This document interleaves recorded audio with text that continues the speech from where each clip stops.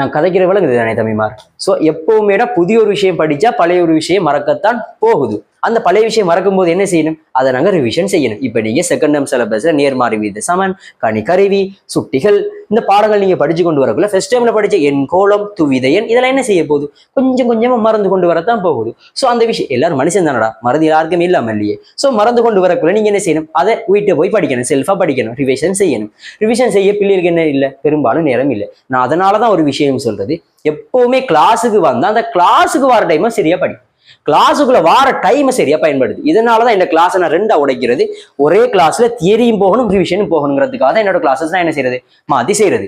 கிளியரா? சோ என்னோட கிளாஸஸ்ல 7 மணில இருந்து 8:30 வரைக்கும் ஒரு தியரி போகும். அதாவது இப்ப நாங்க வார கிளாஸ் என்ன செய்ய போறோம், சுட்டிகளோட ஸ்டார்ட் பண்ணோம்னு சொன்னா அந்த பாடம் போய் கொண்டிருக்க போது புதிய ஒரு விஷயம் படிக்க போறோம். அந்த கிளாஸ் அப்படி 8:30க்கு முடிய போறது. 8:30க்கு நீங்க கிளாஸ் முடியக்குள்ள 8:30 சரியா தியரி முடிச்சுட்டு 8:30க்குள்ள என்ன செய்யும், அடுத்த ஒரு பேப்பர் வந்து வரும். அந்த பேப்பர்ல என்ன செய்ய போதும், உங்களோட துவித எண், அந்த ஃபர்ஸ்ட் டைம்ல படிச்ச அந்த எண் கோலம், அதுல வரப்போற மெயினான கான்செப்ட்ல வரப்போற ரிவிஷன் கேள்விகள் வரப்போகுது. அப்ப நாங்க ஒரு கிளாஸ் இந்த வாரத்துல என்ன செய்ய போறோம், ஒரு புதிய ஒரு தியரியும் படிக்க போறோம். புதிய தியரி படிப்பது அதே நாள்ல என்ன செய்ய போறோம், பழைய ஒரு தியரி நாங்க மீட்ட போறோம். இப்ப நாங்க நேர்மாறு வீத சமன், கணிகருவி, சுட்டிகள் இப்படி படிச்சு கொண்டு போக செகண்ட் டேர்ம் சிலபஸ்ல இருக்கிற சில விஷயம் உங்களுக்கு மறக்க போகுது. ஸோ அந்த பேப்பர்ல என்ன செய்ய போறோம், அங்க ஃபர்ஸ்ட் டேர்ம்ல இருக்கிற யூனிட், செகண்ட் டேர்ம்ல இருக்கிற ஒரு யூனிட் ரெண்டையும் சேர்த்து ஏதோ ஒரு வகையில கலந்து ஒவ்வொரு நாளுமே என்ன செய்ய போறோம், எங்க கிளாஸ் டைம்ல ஒரு 1/2 மணி நேரம் ரிவிஷனுக்கு நாங்க ஒதுக்க போறோம்.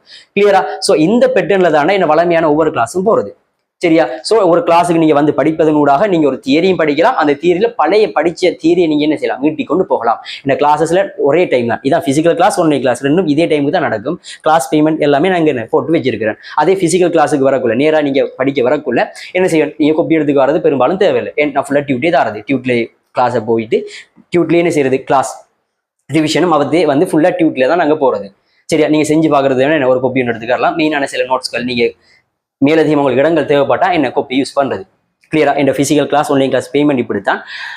இந்த கிளாஸஸ் இப்படிதான் போய் கொண்டு இருக்கும். அதே டைம் இந்த கிளாஸ்ல பிசிக்கல் கிளாஸ் நேரில் வாராக்களுக்கு இப்படி ஒரு கார்டு ஒன்று தருவேன். இந்த கார்டுக்கு நான் தனி ஒரு வீடியோ மேக் பண்ணி போடுறேனே. ஸோ அதை இதுக்குள்ள பேசிக்கொண்டு நிக்க இயலாது. சரிதானே தம்பிமார்? உங்களோட ரிசல்ட்ஸ் எனக்கு முக்கியம்.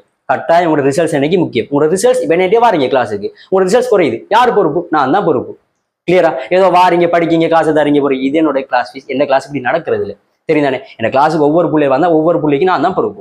நான் பொறுப்பேற்றா மறுமையில நான் பதில் சொல்லணும். உங்களோட அம்மாவுக்கு நான் பதில் சொல்லத்தான் வேணும். ஸோ என்ன கிளாஸுக்கு வந்தா மார்க்ஸ் கூடணும். கிளியரா? நீ எப்படியாப்பட்ட நிலையில இருந்து வந்தாலும் எனக்கு பரவாயில்ல. சரியா? ஒன்னு ஏதோ ஒரு வகையில அப்பன தடையிலும் எல்லாரும் ஒரே மூளை ஒரு அளவு தானடா.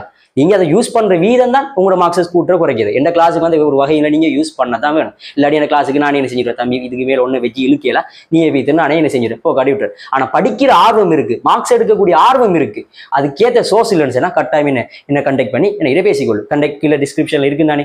ஸோ இப்போ அது படிச்சுக்கொள்ளு. எங்களோட கிளாஸஸ் என்ன செவ்வா புதன் இதான் நடக்க போகுது. கல்முனை சாய்ந்தமருது மாளிகை காடு இந்த பிரதேசத்துல இங்க இருக்கக்கூடிய பிள்ளைகள் நேரில் வந்து படிச்சு கொள்ளலாம்.